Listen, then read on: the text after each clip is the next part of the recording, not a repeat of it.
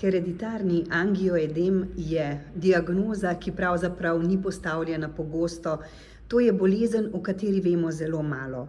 Drugače pa je, ko nekdo dobi to diagnozo, ko potrebuje pomoč in podporo.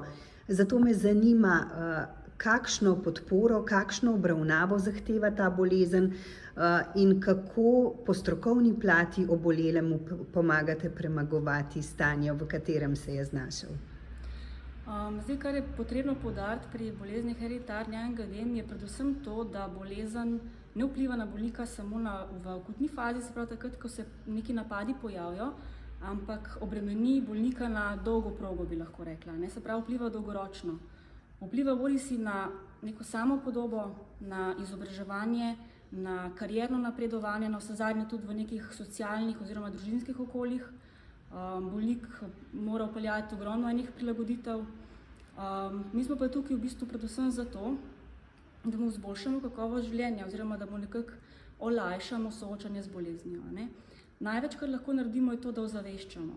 Se pravi, da ozaveščamo širšo in strokovno javnost, da bolezen razumejo.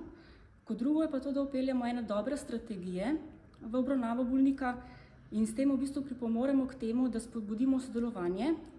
Lahko mu potem ponudimo dejansko najboljše možne opcije zdravljenja in mu s tem dvignemo kakovost življenja, pa mogoče rahlo tudi razbremenimo bolnika kot zaradi bolezni. Kakšni pa so, na primer, ti prijemi, ki so v pomoč obolelemu, ki mu izboljšujejo kakovost življenja? V večini je tudi tle važen pogovor.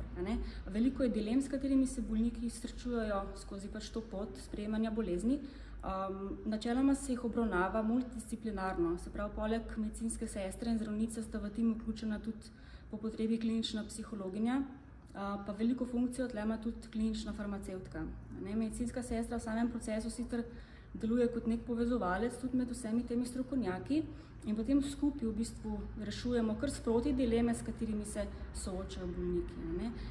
Kot drugo pa seveda to, kar sem rekla, spodbuditi jih je treba v bistvu k čim boljšemu oziroma čim bolj aktivnemu sodelovanju, da se beleži frekventnost napadov, kakšna je teža napadov, se pravi, koliko jih obremeni v samem življenju pri tistih osnovnih življenjskih aktivnostih oziroma dejavnostih, ki jih počnejo. Se pravi, z dobrim zdravljenjem, z dobro obravnavo, s kakovostno, se pravi, da se čim hitreje bolniki obravnavajo, če se ugotovijo njihove bolezni in tako naprej.